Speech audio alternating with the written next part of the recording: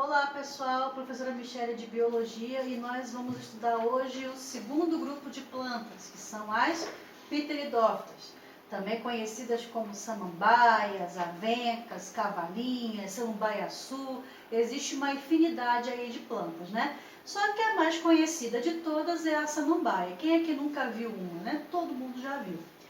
As samambaias, quais são as características gerais delas, né, no caso das pteridófitas? São criptógamas, ou seja, não têm flores. São terrestres e estão distribuídas por todas as zonas climáticas, porém, preferem ambientes úmidos, porque assim como as briófitas, elas também dependem da água para fazer a sua reprodução. O gameta masculino das pteridófitas também é flagelado, igualzinho lá no caso das briófitas, que a gente estudou a aula passada, tá? Possuem raízes, caules e folhas. Sim, aqui já tem essas estruturas, esses órgãos verdadeiros.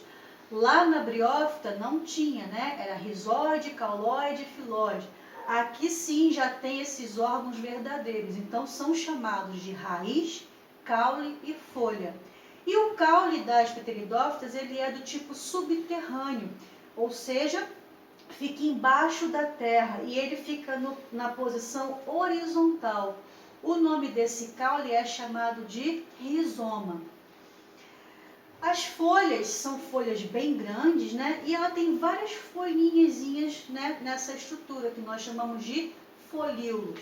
Então é uma folha única com vários folíolozinhos ali, tá? As raízes são do tipo adventícias e fasciculares, ou seja, elas se ramificam. Nas folhas das pteridófitas nós encontramos os esporângios, que são as estruturas que vai produzir os esporos, né? Que na folha da samambaia fica embaixo da folha umas estruturas, umas bolinhas, né? Marrom ou pretinha, que aquilo ali é justamente a estrutura que vai produzir os esporângios, os esporos, tá? Que é chamado de soros. O conjunto desses esporângios, né, como eu falei, são chamados de soros, que pode ter a coloração, né, escura, cor preta ou marrom, tá? Na época da reprodução. Então, se a planta estiver na sua época de reproduzir, essa estrutura vai ficar dessa cor, marrom ou preto. Se ela não estiver na época de reproduzir, essa estrutura vai ficar da mesma cor da folha, que é verde, tá? Então aqui tem uma figura para mostrar isso melhor para vocês. Então aqui, ó, eu tenho as raízes, o caule, que é no formato horizontal chamado de rizoma, aquele brotinho, né, que ele cresce até assim, enroladinho, né? Esse brotinho aqui é chamado de báculo. E aqui eu tenho a folha. A folha é isso tudo aqui.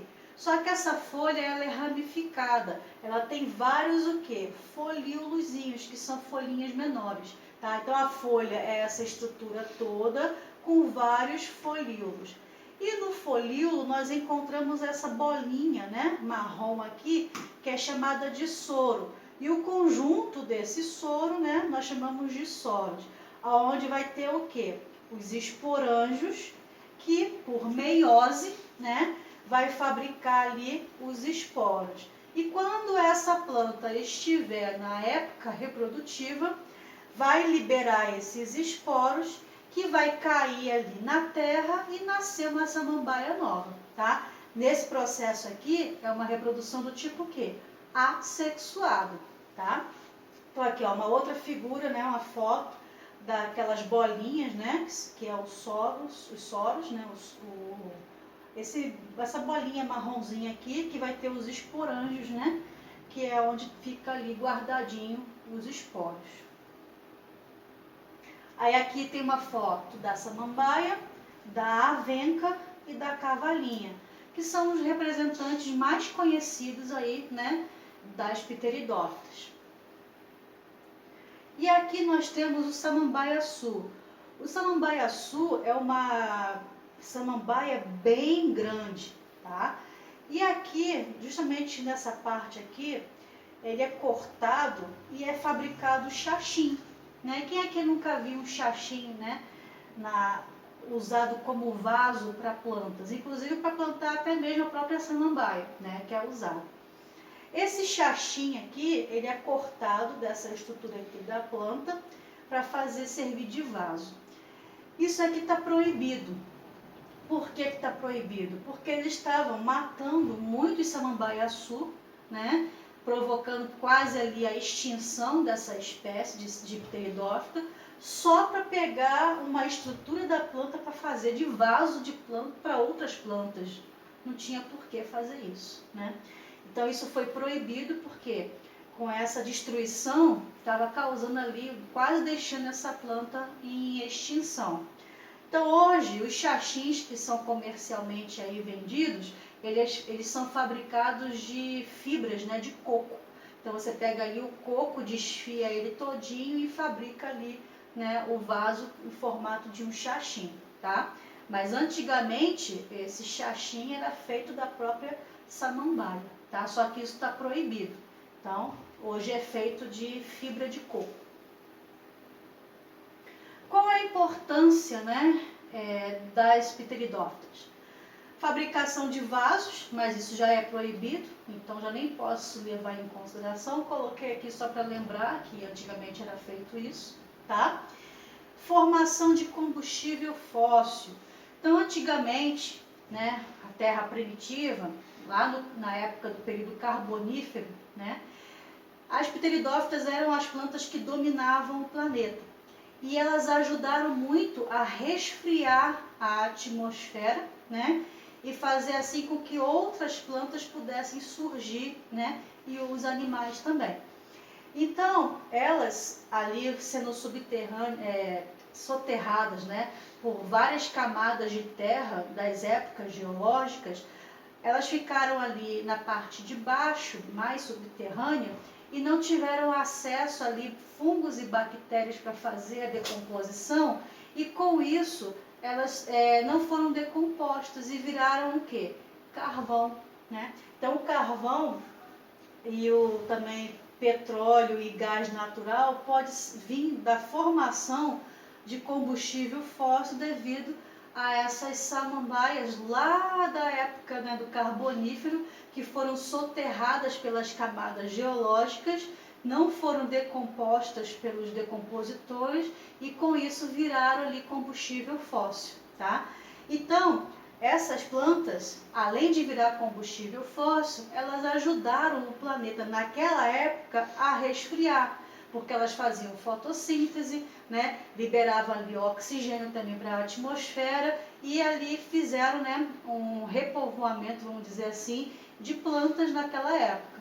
E, ironicamente, hoje, como ela é usada para fazer justamente o que? A queima para fazer combustível fóssil, né, a queima desses combustíveis fósseis, hoje ela está fazendo o efeito contrário, né? Naquela época do carbonífero, ela resfriou o planeta e agora com a queima delas está fazendo o quê? Aquecimento, né, do planeta.